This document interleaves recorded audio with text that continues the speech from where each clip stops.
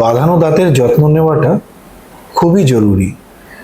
বাঁধানো দাঁত পুরো মুখের হতে পারে, ওপরের আর নিচের পাটির খোলা পড়া যেটা, অথবা ওপরের নিচের পাটির পার্শিয়ালি মানে পুরোটা না হয়ে কিছু দাঁত বাঁধানো হতে পারে। আবার কিছু ক্ষেত্রে এই খোলা পড়া দাঁতটাই ইমপ্ল্যান্টের সাহায্যে ফিক্সড বাঁধানো হয়ে থাকে। তো এই বাঁধানো দাঁতের সবসময় পরিষ্কার করাটা খুবই জরুরি, না হলে ওই বাঁধানো দাঁতের যে সারফেসগুলো থাকে সেখানে খাদ্যকণাগুলো জমে থাকে এবং সেখান থেকে একটা ইনফেকশন হওয়ার সম্ভাবনা থাকে।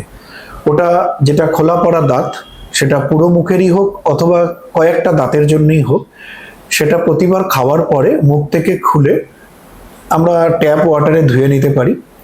আর রাতের বেলা শোয়ার আগে অবশ্যই ঠিক যেভাবে পার্মানেন্ট সমস্ত দাঁত থাকলে আমরা মুখের মধ্যে ব্রাশ করতাম, ঠিক একই রকম ভাবে ওই খোলা পড়া পুরো ডেঞ্চারটা অথবা পার্শিয়াল যদি কেউ ডেঞ্চার ইউজ করেন সেটাকে একই রকম ভাবে ব্রাশ করতে হয়।